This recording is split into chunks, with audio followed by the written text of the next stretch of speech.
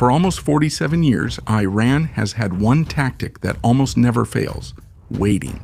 In every crisis they've faced, they don't retaliate immediately, they don't rush. Instead, they choose to prolong the fight until their enemy gets tired.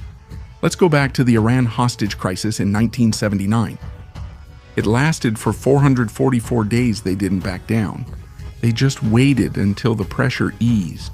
It was the same during the Iran-Iraq War that lasted for 8 years, not because they were stronger, but because they endured longer than Saddam Hussein. And even in the nuclear deal talks, they only have one strategy: to prolong the discussions. As time goes by, they hope that the United States will get tired, whether in military matters or in diplomacy. Their belief is simple: they have more time than their enemies. But now, it seems like everything is changing. Because of the new U.S. blockade, it seems like the situation suddenly turned upside down. In the peace plan that Iran sent to the U.S. just 2 days ago, their demand is clear: lift the blockade in less than 30 days. Why are they suddenly in a hurry? Because honestly, time is no longer on their side. Their economy is slowly being strangled. Before we break down that peace plan, let's first take a look at how bad the situation inside Iran has become. One of their biggest problems right now is that they have nowhere left to store their oil. Yes, they are still producing oil, but they're running out of storage. According to reports, they've started to cut back on oil production. Not because they want to, not because they need to, but because they don't want to reach the point where all the storage tanks are full. If that happens, their entire oil infrastructure system could be damaged. And if they're forced to completely shut down the oil wells, it's not certain if it can be easily restored.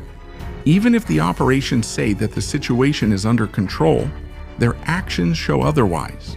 For example, Iran's Ministry of Industry has already warned citizens about the increase in car prices. According to them, this is not natural. There is manipulation involved and a lack of supply. Due to the intense pressure, they were even forced to plan to import used cars, something they rarely did before.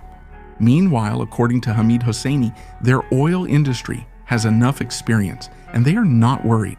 But this is where an important rule comes in. Rule. Don't just listen to what the government says, look at what they do. And right now, their actions are clear. They're cutting production because they're afraid of running out of space. And that's not all. At the same time, what's called Operation Economic Fury is also underway. A series of sanctions and asset freezes being implemented by the U.S. Treasury Department against Iran and the companies helping it. This means that oil isn't their only problem. Their money is also gradually being blocked. And as the pressure from outside continues, one question is gradually growing louder. How long can Iran endure this situation? If even time itself, which used to be their strongest weapon, is now gradually running out. Just this morning, Secretary Bassan gave a statement about the ongoing operation. You give us an update on the economic chokehold that you have been putting in place in Iran. Are you still looking to apply secondary sanctions or sanctions on Iran or those doing business with Iran? Yeah, and Maria, just to remind you and your viewers, this began with President Trump's order last March launching the maximum pressure campaign. And 3 weeks ago, the president gave the order to Treasury myself to begin economic fury. And the way to think about that, we were running a marathon over the past 12 months, and now we are sprinting towards the finish line. And I can tell you that we are suffocating the regime and they are not able to pay their soldiers. This is a real economic blockade, and it is in all parts of government, all hands on deck. It is the blockade that our great Navy is doing. No ships are getting through. And we have upped the pressure on anyone trying to remit money into Iran to help the IRGC. They are a corrupt institution. They've been stealing from the Iranian people for years. They have money offshore. We've tracked that down. We will continue to track that down. And we're going to preserve those assets for the Iranian people on the other side of this conflict. But according to the new update, Iran made a big mistake that made their situation even worse. It's like they put themselves in a difficult position. Before, there was a country that stayed quiet and didn't get involved. Sometimes it even seemed like they just let some of Iran's actions slide. This was the United Arab Emirates. For several years, the IRGC has reportedly been using companies, especially so-called shell companies, based in the UAE to get away with things. Even if it wasn't openly supported, it also wasn't strictly blocked before. But everything changed when the conflict erupted. At the height of the conflict, Iran launched around 2,000 missiles and drones towards the UAE, and that's when the UAE's patience ran out. Since then, they would no longer look the other way. Instead, they became more aggressive in searching for accounts connected to Iran. And when they found one, they immediately took action by freezing the funds. They miscalculated when they started bombing their Gulf neighbors in a kinetic fashion. And in response, the Gulf neighbors, who I would describe as somewhat permissive in allowing Iranian IRGC money, Iranian regime money into their banking systems, have been very fulsome. And they've come forward and given us the details and allowed us to freeze those assets. So the IRGC has been watching their stolen assets for years, decades, for 47 years get frozen and go down the drain very quickly. The UAE has decided that OPEC is not for them. Most monopolies eventually collapse under their own weight, and Maria, we could talk about it now or in a minute. But this gives me a lot of optimism that oil prices on the other side of this conflict are going to be much lower than they were going in, or at the beginning of the year, or at any point in 2020, 2025. But even with the intense pressure against Iran, they still have one loophole they use to keep their economy afloat. And that loophole is at the border between Iran and Pakistan. If you notice in the footage, trucks and motorbikes keep moving continuously. There are shipments of oil and other products that are secretly transported from one country to the other. This is one of Iran's ways to get around the U.S. naval blockade, which has almost strangled their trade, especially exports and imports. This is quite surprising because if you think about it, Pakistan should be an ally of the United States considering the amount of aid they receive. But in reality, it's a different story. In Pakistan, even though there's a civilian government, it's not the one truly in control. The military has a huge influence on the economy and many decisions revolve around them. And, according to reports, the military itself earns a lot from the smuggling happening at the border. So even with pressure from the U.S., illegal trade continues because money outweighs alliances. This became a big issue. So even Donald Trump was asked about it. But instead of giving a direct answer, he dodged the question a bit. He just expressed respect for Pakistan and their leaders. Pakistan had opened the bans of trade with Iran. Did they consult you before opening it up to Iran? And are you aware of it? That's a vicious pig. I know everything about it. I have binaries checked. Way to go. Back us. I have great respect for Pakistan and for the Field Marshal and for the Prime Minister.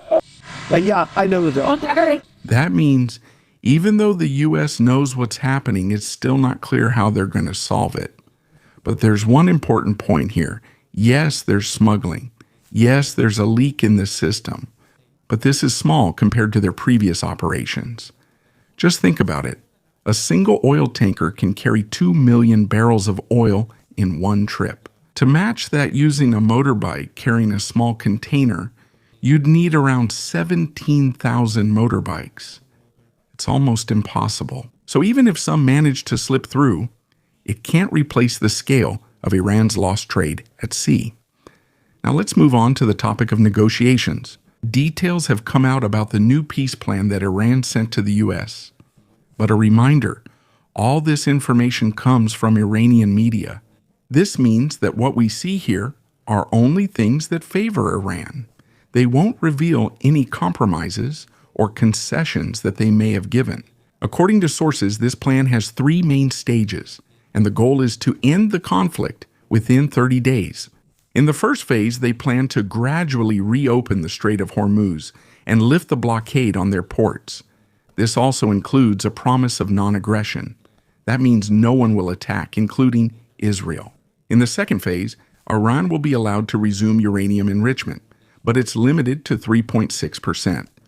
There's a condition: no hiding or storage. The agreement also includes a provision that there will be no attacks in exchange for Iran stopping its strikes. But one thing is clear: Iran does not want to dismantle its nuclear facilities. That is not part of the plan. If the agreement pushes through, their frozen funds will also be gradually released. And in the final phase, there is a broader plan, a strategic dialogue with their neighboring Arab countries to build a more stable security system. In other words, Iran is trying to change the direction of the conflict from war to negotiation. But let's be clear, this is not yet the full details of the proposal. There's a big possibility that Iran has concessions or counter-offers that they are not revealing, because the information coming out now is coming directly from their own media. So it's only natural that what we see are the things that are favorable to them. But even so, there's one important detail that can't be left out. In the proposal itself, Iran agreed to temporarily halt uranium enrichment or have zero enrichment for a certain period of time. The problem is, it's not clear how long this will last. In previous negotiations, the United States wanted it to reach 20 years. Meanwhile, Iran only wants it to be 5 years. So the most realistic thing that could happen is it might be somewhere in between. But for now, there is still no exact answer. Another big issue is that Iran does not want to dismantle its nuclear program. This is one of the main things the U.S. wants, not just for Iran to stop, but to make sure they can never bring it back. But it's clear in the proposal that they will not agree to destroy or remove their nuclear infrastructure. Now let's move on to the third phase, which is a bit different. According to the plan, Iran wants to talk to its neighboring Arab countries to build a regional security system. But if you think about it, these are also the countries that were their enemies just recently. Just a few weeks ago, there was tension and attacks, and now they want to cooperate. So for many, it seems inconsistent. On one hand, they say they want peace. On the other hand, they are also being pointed to as the cause of instability in the Middle East.